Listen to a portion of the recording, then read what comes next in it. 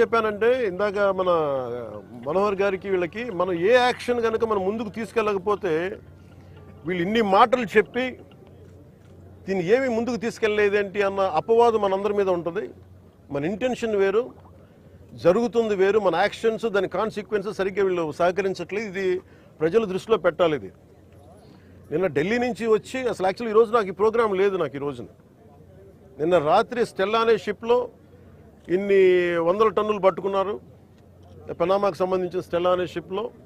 అలాగే ఇక్కడ దాదాపు 1060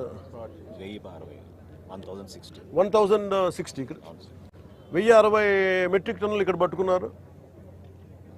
ఇంత బలంగా సాక్ష్యాధారాలతో దొరికినప్పుడు దీన్ని ఎలా చేయాలని చూస్తే సమస్య ఎక్కడుంది అంటే ఇది చాలా డీప్ నెట్వర్క్. ఇది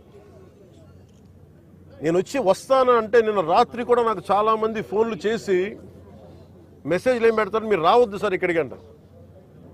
మీరు ఎందుకు రాకూడదంటే ఒక 10,000 మంది జీవితాలు అతలాకుతలం అయిపోతాయని.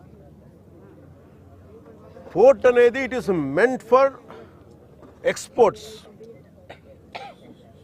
కాకినాడ పోర్ట్ కానీ ఏ పోర్ట్ అయినా కానీ అనుమతి ఇచ్చింది ఎక్స్పోర్ట్కి, అంతేగాని స్మగ్లింగ్ కాదు. స్మగ్లింగ్ మీద చేసే విధానంలో కూర్చోబెట్టి దానికి పర్మిషన్, దానికి లైసెన్స్ ఇవ్వాల. లీగల్గా ఎక్స్పోర్ట్కి మాత్రమే ఇక్కడ పర్మిషన్ ఇచ్చారు దీనికి. కానీ వస్తే 10,000 మంది జీవితాలు అతలాకుతలం అయిపోతాయంటే నాకు ఒకటే అనిపించింది. ఇందాక లోపలికి వెళ్ళి కూర్చుంటే నన్ను ఎంత సహకారం లేదంటే నాకే as a deputy chief minister of Andhra Pradesh నాకే సహకరించాల. ఇక్కడున్న ఈ ఏమో పోర్ట్ అధికారులు షిప్ అక్కడ స్టెల్లా అనే షిప్ ఉంది, పైకి ఎక్కాలి. దాన్ని ఒక దాదాపు 6 కంపార్ట్మెంట్స్లో దాన్ని ఏముంటుందని 6 కంపార్ట్మెంట్స్లో 3 కంపార్ట్మెంట్స్ ఇది ఉంది. దాన్ని సీజ్ చేసి అక్కడ ఆఫ్ చేసాం. లోపలికి వెళ్ళి చెక్ చేద్దామంటే ఈ అనుకూలంగా లేదు మీకు పైకి ఎక్కడానికి అని చెప్పి అక్కడే తిప్పుతున్నాను నన్ను.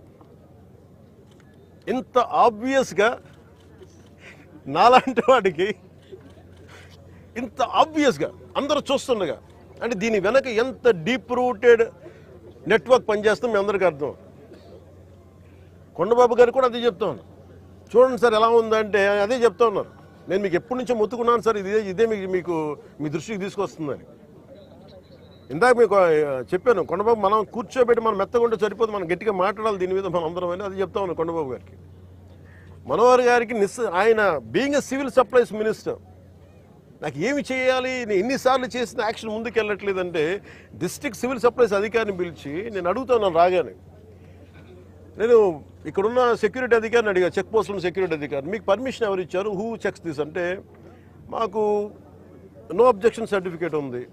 ఎవరు ఇచ్చారు మీకు, దాని మీద అధికారికంగా ఏమైనా ఉత్తర